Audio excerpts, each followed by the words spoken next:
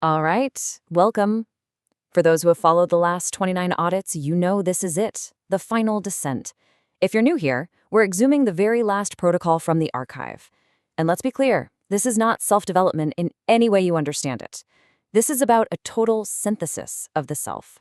Let's start right here, because this one idea, it changes everything. With this single thought, the entire self-help paradigm is just wiped from the table. You are not here to become a slightly better version of a broken machine. The mission of the archive is far more absolute than that. So if we're not talking about improvement, then what are we talking about? The archive presents a completely different process, a clinical, total system override it calls liquidation. Okay, let's really break this down because the distinction is crucial. Improvement, that's a slow, gradual tinkering with a flawed architecture. It's like you're constantly patching an old, buggy piece of software. It's an entropic drift. Liquidation, on the other hand, is a controlled demolition. It's the complete deconstruction of your social conditioning and what the archive calls your cognitive shadows. So here's the critical point. Deconstruction isn't the end goal. It's just the prep work. You have to completely wipe the corrupted hard drive before you can install the new operating system. The individual who started this journey is, for all intents and purposes, dead, deleted. So, with the old self gone, deleted, we can finally define the entity that gets built in its place, the Sovereign Reborn. This is the birth of the integrated individual. Now, what's really fascinating here is how this new entity is defined. This isn't about your intellect suppressing your primal instincts, or vice versa. It's about total coherence, where your animal body, your architect's mind, and your core essence all operate on one single unwavering frequency. And this just brilliantly illustrates what has been liquidated. That version of you that was reactive, that chased fleeting dopamine hits, that was governed by social pressure, that entire system has been removed to make way for the new architecture. So, how is this new state of being actually achieved and measured? This brings us to the next section, the architecture of integration. We're moving from philosophy into a clinical, almost scientific framework for sovereignty.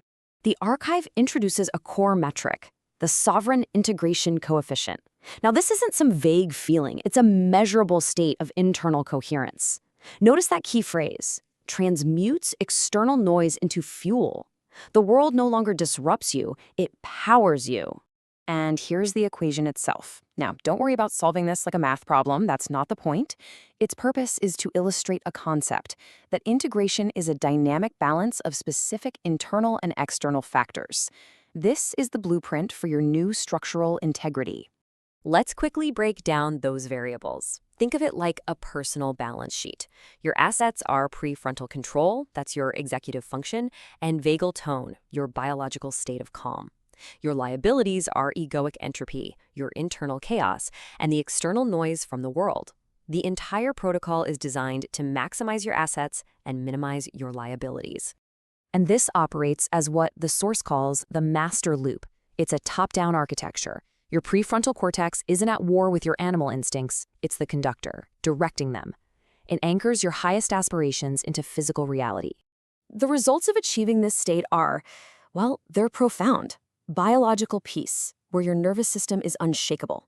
The long sight, allowing you to execute with tactical precision while holding a strategic vision that spans generations. And finally, integrity of presence. You are no longer a collection of masks. You are one thing. But even at this advanced stage, there is one final lethal shadow. It's the most subtle trap of all, the performance of power. So what is it? What is this final obstacle that can undermine the entire architecture we've just discussed? It's called the aesthetic sovereign. This is the individual who has learned the language, who adopts the posture of silence and power, but whose biology remains untransformed.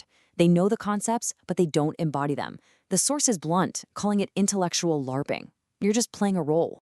And this warning is severe. The long-term consequence of merely performing sovereignty is a quiet tragedy. You become a person haunted by your own potential, with a perfect blueprint but a crumbling foundation. The counter-protocol is direct. Stop performing. There is no audience to impress. You have to shift from intellectually knowing the material to biologically being the material. The architecture is not a costume, it is your new biology. Finally, this new state isn't a destination you arrive at, it's a high-value territory you must govern daily, and that requires a master protocol for maintenance.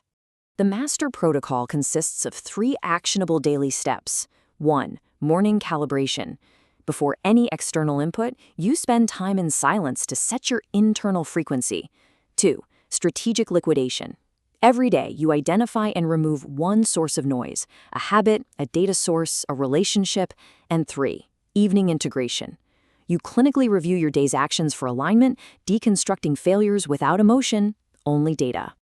And with that protocol, the work is complete and the synthesis is sustained.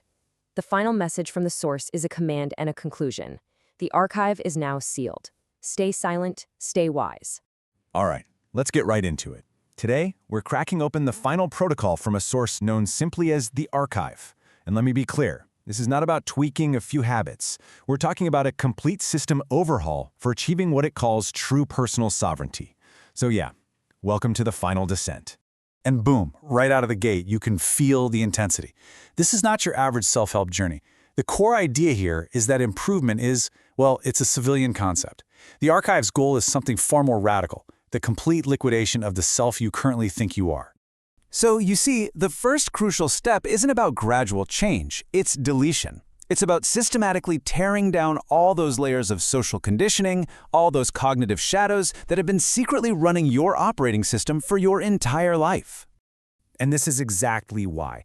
The archive basically argues that trying to put a new coat of paint on a fundamentally broken machine is a total waste of time. The process has to move beyond that into what it calls a final synthesis, which leads to the birth of a brand new, fully integrated individual.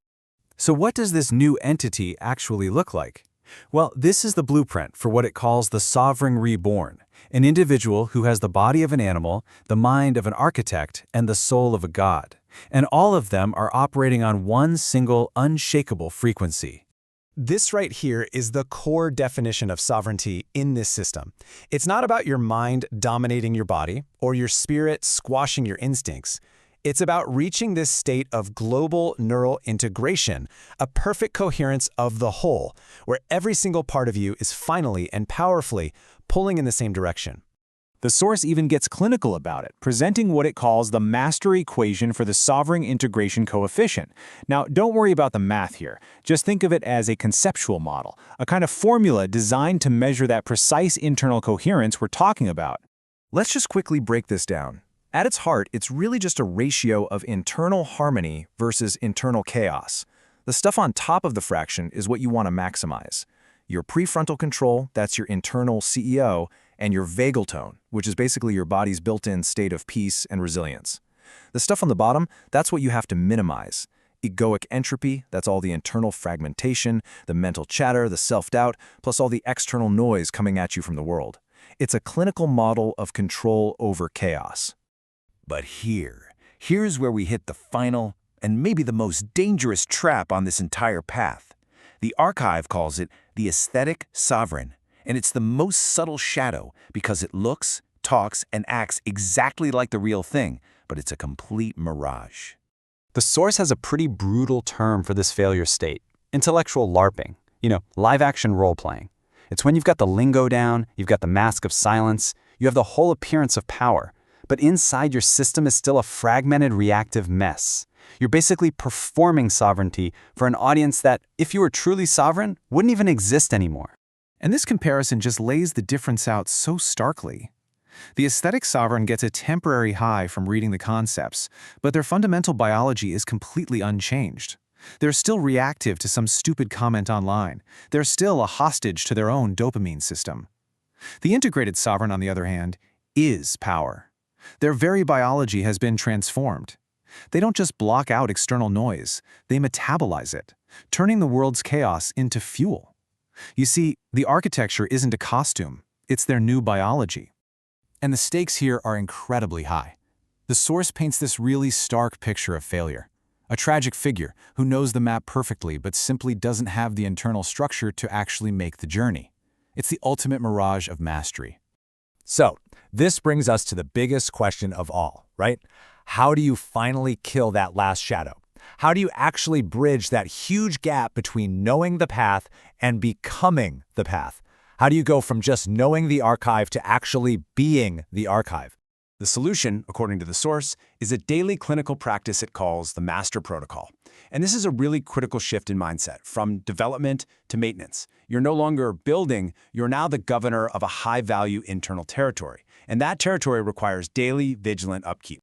Okay, so the protocol has 3 very clear, very actionable steps. First, the morning calibration. Before any input from the outside world, you spend 20 minutes in total silence setting your internal frequency. The idea is you don't react to the world responds to the frequency you've already established. Second, strategic liquidation. You actively prune one source of noise from your system every single day, a habit, a relationship, a newsfeed. Sovereignty requires the constant, ruthless removal of the irrelevant. And third, the evening integration. You audit your day's actions. Did they align? If not, you do a clinical breakdown of why, and then you adjust the system. No drama, no judgment. And the mindset here is just absolutely critical. This isn't about beating yourself up over mistakes. The source is very clear. Your growth is a technical requirement. You're a systems architect, simply observing data from the day and making clinical adjustments to your internal architecture. That's it. So when this protocol is applied with relentless day-in, day-out consistency, the final synthesis is achieved. You finally move beyond performance and into a state of being that the archive describes as becoming nothing less than a force of nature. This is the final state. You've mastered your animal instincts, you've anchored the divine in reality, and you've become sovereign over your internal world. You no longer just react to reality. Reality actually begins to organize itself around you. And with that, the source gives its final transmission, a cryptic, powerful closing statement that really leaves us with provocative thought. Maybe the real work isn't about acquiring more knowledge, but about finally embodying the knowledge we already have. The real work, it seems, is done in silence.